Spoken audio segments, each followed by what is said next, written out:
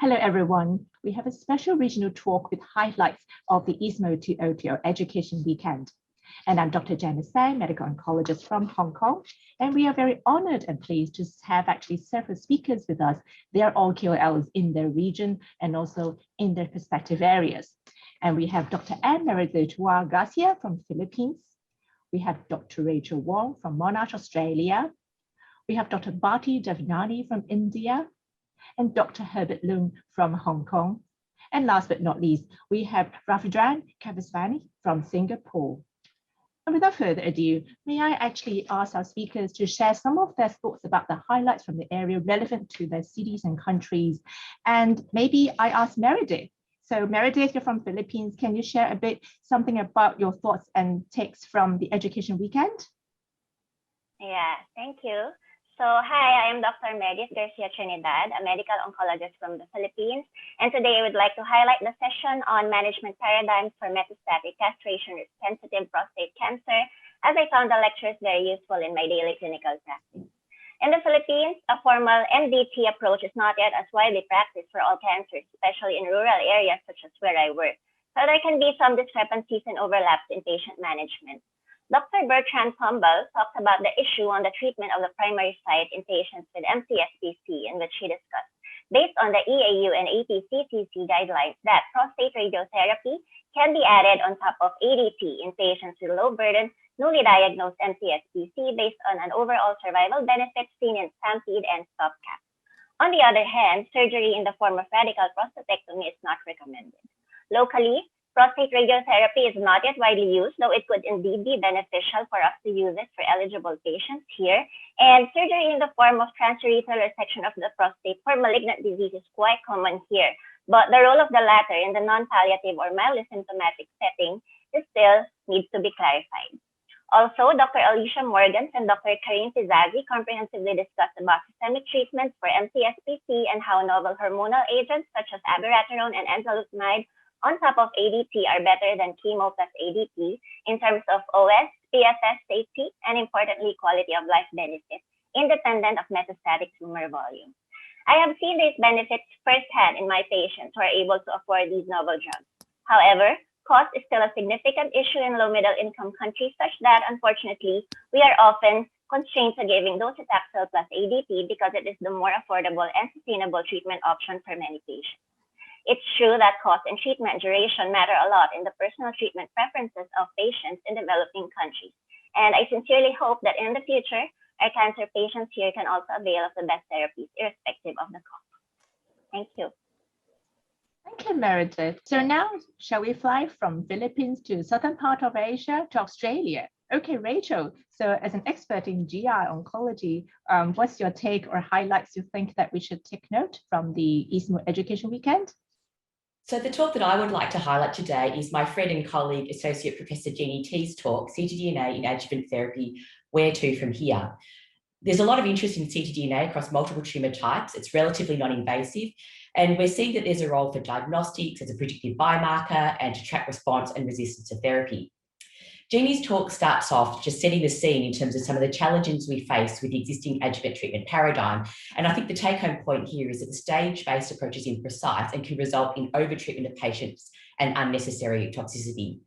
She highlights the potential for ctDNA to predict who will relapse and also to potentially provide an early readout of treatment benefit. And this is illustrated using the results of some completed trials, including studies that were done in Australia that my site was actually fortunate enough to participate in. And these studies demonstrate the significance of both post-operative and post-treatment ctDNA as a prognostic marker. I think something else that was really interesting to note is that when we look across the trials that were presented, it was the tumour-informed assays that appear to have the highest sensitivity and detection rates of MRD. And for people interested in technology, it's actually worth having a look at Professor Kaliska's preceding talk on technology. So how can we apply these ctDNA results? So we know that people with a negative ctDNA are at low risk of recurrence, so should we offer them less intensive therapy? And people with a detectable positive ctDNA are at a very high risk of recurrence, so should we give them more intense treatment? And what does that look like? A longer duration than initially planned, additional chemotherapy agents, or the addition of novel drugs? So this segues very nicely into the final part of Jeannie's talk, which is an explanation of the marker-based strategy and the marker-by treatment interaction trial designs. And she shows how these trials use ctDNA results to de-escalate, defer, or even escalate treatment, or in the case of post-treatment persisting ctDNA, to incorporate novel therapies into the adjuvant setting. It's really exciting to see the number of global ongoing adjuvant colorectal cancer ctDNA adjuvant studies that are going, and this includes many centres within the Asia-Pacific region, making this very topical to us today. And of course, we await the results of these trials, which will ultimately help us determine what the clinical utility of ctDNA will be in the adjuvant setting.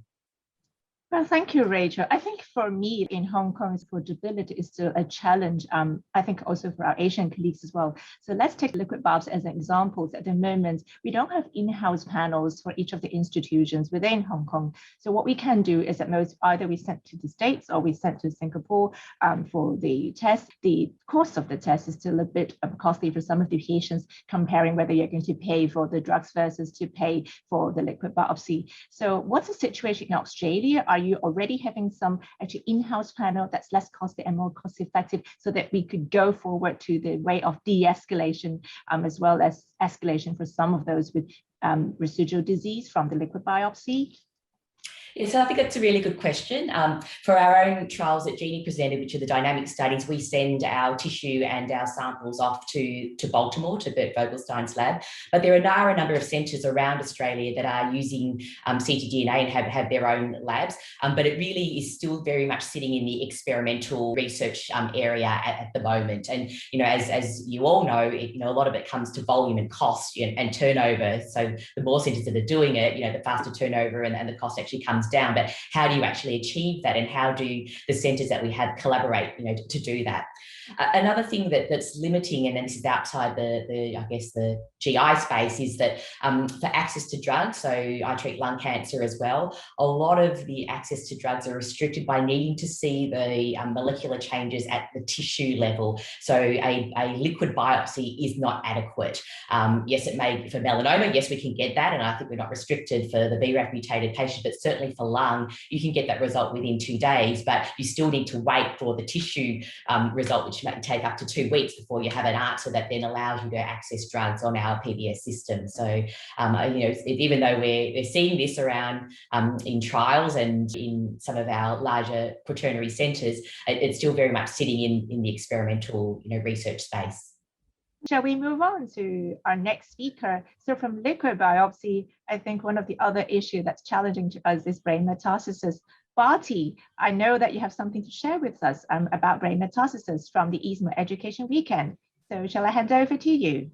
Thank you. Hello, everyone. I'll be speaking on CNS metastasis and improving the local control.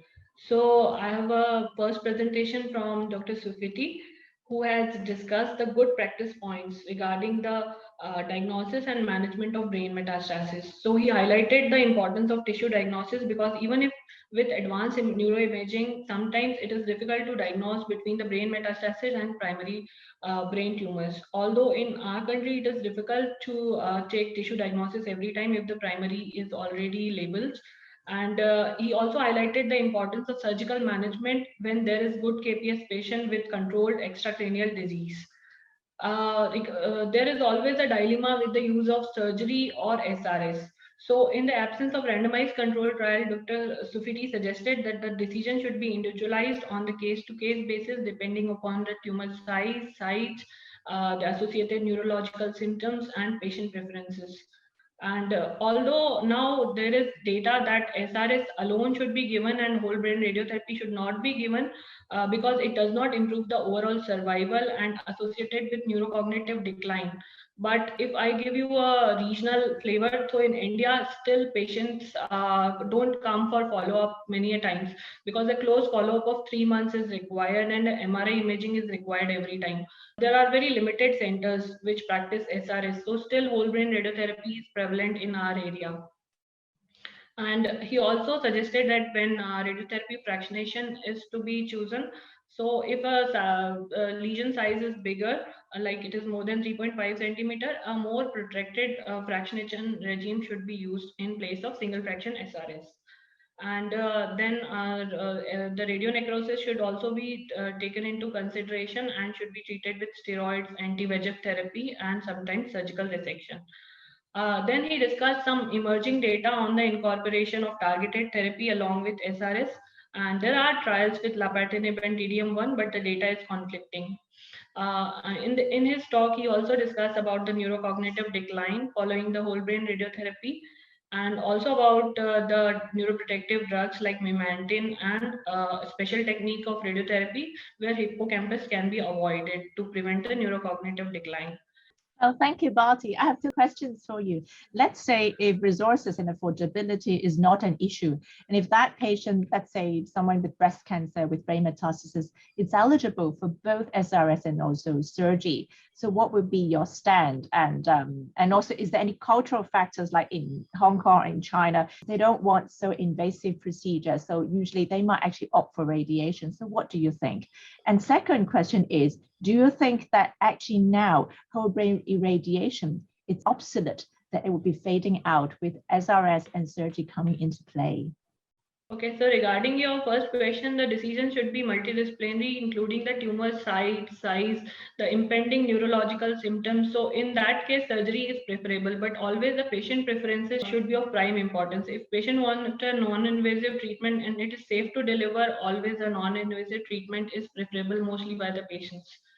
And regarding your second question, whole brain radiotherapy is still not obsolete in our area because there is very limited linear accelerated around it was 356 in year 2015 and it is increasing on 20 to 25%. But still SRS facility is not very it is not available at every center. It is only at tertiary cancer centers, and that too there is a waiting list for the patients, and sometimes we lose our patients on follow-up. So many patients don't come on regular follow-up. So in that case, maybe whole brain radiotherapy is preferable. Thank you. Anyone have any further comments to Bharti? I just had a comment, I guess, for everybody, not just Bharti, about, and I think of Meredith, I know, and I know your answer, about the availability of dedicated neuro MDMs to look at these issues. So I think the talks were on breast cancer, but we're seeing more and more as survival improves for other cancers or with the particularly mutation-driven cancers, we're seeing more brain metastases. And then, you know, people who are living longer are more likely to develop brain metastases. And we're very lucky we've now got access to a sort of neuro-oncology MDM. But is that something that's we're seeing across the Asia Pacific region? One follow-up question is, are we obliged to do more MRI surveillance in selected groups, let's say those with HER2-positive breast cancer? Meredith, do you have anything to comment? Oh yeah, about the neuro-oncology practice, it's quite new here in the Philippines. We have a few neuro-oncologists here, and I would also like to comment that the situation here is quite similar with Bharti. So we still do a lot of whole brain RT here in the Philippines because it's the most widely accessible and affordable local treatment option for brain mets, and it has a fairly acceptable reimbursement policy. And also we have this cultural thing in which the acceptability of neurosurgical intervention for brain mets and for a palliative setting at that is not that high. So many Filipinos tend to be conservative in terms of surgery. Even if for the Philippines, I don't think that whole brain RT is going to be obsolete anytime soon. For Hong Kong, we actually set up the Hong Kong Neuro-Oncology Society a couple of years ago, and I just stepped down while Herbert is still on the council. Yet, unlike Western countries, we still actually lack neurologists who are trained, specialized as neurologists, and further subspecialized in neuro-oncology. So at the moment, most of our neuro-oncologists are either neurosurgeons or medical oncologists or clinical oncologists. Herbert, you have anything comment to that before we pass you to share your wisdom about the education weekend? Yeah, no, I completely agree with Janice. I think our training program for neuro-oncology in Hong Kong is somewhat different from North America. My understanding is in North America, typically there are neurologists by training, physicians in background, and then specializing in neuro-oncology. neuro-oncology.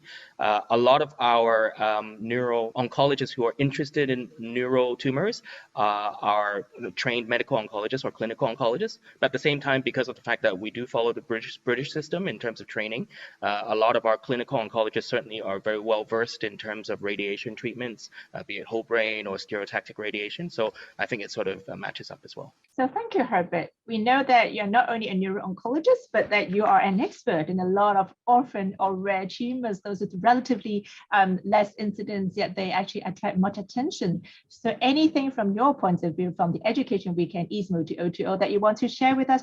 Thanks, Janice. Yes, I would like to take this opportunity to really talk about a rare tumor in Asia, but probably Rachel sees it as bread and butter, and that is melanoma. And for me, the reason why I've chosen this particular presentation, and this was by Professor Georgina Loong, talking about adjuvant and neoadjuvant treatments in melanoma, is because of the rarity of the disease in our locality. And there's been a lot of improvements in terms of survival outcomes for patients with melanoma. I remember when I was a medical student or even a fellow in training in Med-Onc, we were still treating patients with paclitaxel and carboplatin, and that seemed to be the best way forward, together with maybe temozolomide. But now, certainly with IO therapy, we are seeing a lot of changes. Now, I really particularly chose this presentation because it was such a crystal clear message that was being brought across, be it in the adjuvant space or in the neoadjuvant space. And I think one of the problems is there's so much data that's been coming out in the last couple of years, be it BRAF inhibitors, BRAF plus MEK inhibitors, IO therapy, and in patients who have BRAF mutations in their tumors, they also benefit from IO. I think a lot of it gets really confusing, and Professor Loong was managed to crystallize it really well. So I would probably not be able to do her much justice by summarizing her entire talk, but I do want to bring out some key points. And certainly one of the points is the fact that, as I mentioned previously, we've had major improvements in terms of the survival outcomes of patients with melanoma over the past decade or so. And overall, be it use of BRAF plus MEK inhibitors or a PD-1 plus or minus CTLA-4 inhibitors or CTLA-4 alone, we're seeing very similar 1-year overall survival in patients who are being treated in adjuvant. But at the same time, as we progress in terms of time and observation of these patients, it is now becoming apparent that these particular treatments do have different long-term survival outcomes. And it does seem as though the combination of PD-1 plus or minus CTLA-4 seems to be the winner overall. And I would defer you to the talk itself to look at the actual data. But this is actually a very important message to bring across, because once we have all these choices and we're discussing this with our patients, I think it is important to look at this as well, and not only just look at the disease-free survival rate, but in terms of the overall survival as well. There were some other points that Professor Loong brought up, and certainly one of the issues is the dose of ipilimumab being used in the adjuvant setting. We now, of course, know that in the metastatic setting, ipilimumab dose is important in melanoma, but less so in some of our other tumors, like lung cancer, for example, where we're able to get away with a low dose every 6 weeks.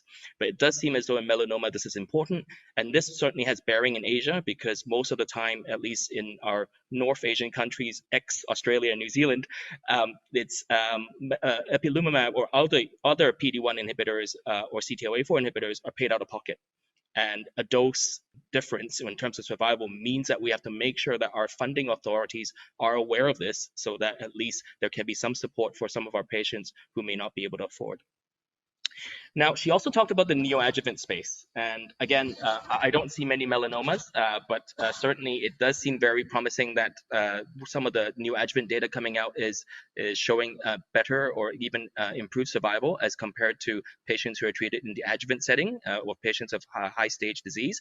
But the current published trial that is on only had a small number of patients, and there are some larger trials that will be coming up with data, and hopefully in the next 1 or 2 years, we'll be able to have a good readout on that. But what is also important in the neoadjuvant space is the pathological response of patients who are treated with neoadjuvant. And certainly I learned a lot from her talk, and one of the biggest difference in terms of pathological response is for patients who are treated neoadjuvantly with checkpoint inhibitors, a partial pathological response or complete pathological response actually had good survival outcomes. Whereas for patients who are treated with neoadjuvant BRAF plus MEK inhibitors, the pathological response really required to be a complete response before you actually have a good long-term survival outcome. And I think that's also very important when we come to discussing what treatments are best for our patients. Well, thank you, Herbert. I think the dosing is a relevant issue, especially for this part of the world. Rachel, with regard to patients that you treat with melanoma, were the dosing really different, let's say, the Western patient versus an Asian patient? Was there any particular dosing in real-world clinical practice? We follow the clinical trial data. We're very lucky because we have access.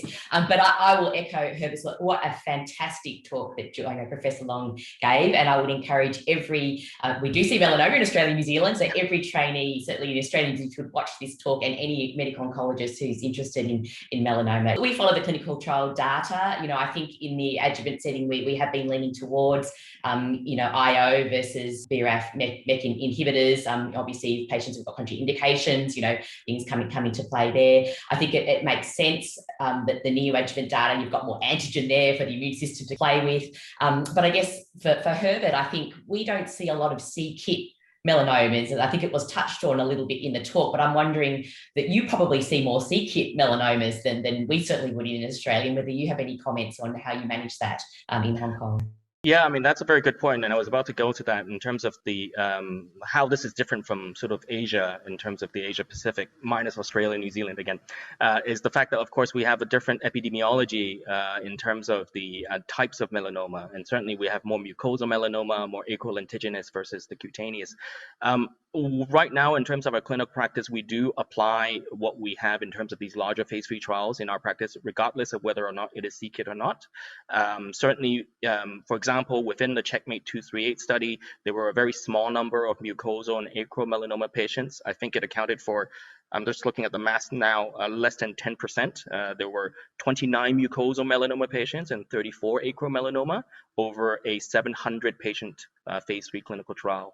So we are getting more information. In actual fact, not in the adjuvant space, but in the metastatic space, one of the investigator-initiated trials that I'm leading here in Hong Kong is to specifically look at acrolentigenous melanoma and the use of IO therapies. Recruitment has been very slow, though, just because of the fact that the rarity of the disease, but hopefully we'll have some readouts. But I think at the end of the day, in terms of clinical practice, we do use KIT inhibitors for patients who have advanced melanoma when they have a proven KIT mutation, possibly in the second-line setting.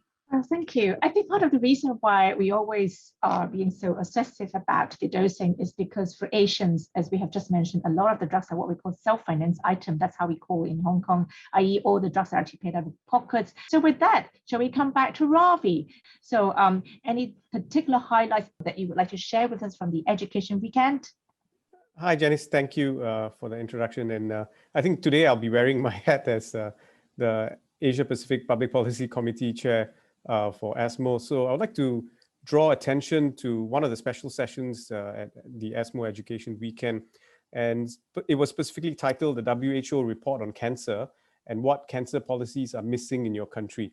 And so this session was held by the ESMO Public Policy Committee Chair, Rosa Giuliani, and Andre Libawi, who many of you are familiar from WHO. But I think for many oncologists in Asia and those involved in cancer policy in Asia, it is a very important session for you to go through, because there are a lot of interesting topics there are relevant to how you can actually structure, formulate cancer policies within your respective countries in Asia, because onco policy in Asia is still in its rudimentary stages. I think a lot of healthcare systems in Asia are still grappling with dealing with infections and other issues that relate to chronic diseases, and cancer is slowly creeping up in terms of numbers, but it's still not I would say a priority. One of the reasons is also cost. So cancer care costs, all of you have already mentioned this, is a big issue, and governments are still grappling with what to do. So some of the particular topics that were discussed includes applying recommendations from WHO report on cancer. So Andre Libawi gave a very good summary of what the WHO report on cancer was and how you can apply some of these things in your local setting. There's another interesting talk by Dario Trapani, and he spoke about building cancer services from ground up. And he gave examples of basic, moderate, and advanced healthcare service packages. So this gives you a rough idea of what kind of tools you can use based on the limitations within your respective countries. All of us suffer from issues, especially regarding to cost and infrastructure and training. And this is where I want to link to how the ESMO Asia Pacific Public Policy Committee could possibly help various countries in Asia. It was formed 2 years ago. It's actually a committee that reports to the Public Policy Committee at ESMO, and I was fortunate to be chairing it. It's quite a lot of challenges that we face, but we kind of divided public policy issues in Asia into 5 areas that we want to focus on. The first thing was recognition of medical oncology as a specialty. So many countries in Asia, because oncology came in later and in the early days, there's really very little that could be done for cancer patients. Treatment was delivered by surgeons, by general physicians. And as the country progressed and developed in terms of oncology training, now there are many countries with a sizable number of oncologists, be it medical oncologists or clinical oncologists. However, public policy within those countries do not restrict the non-oncologists from delivering cancer care.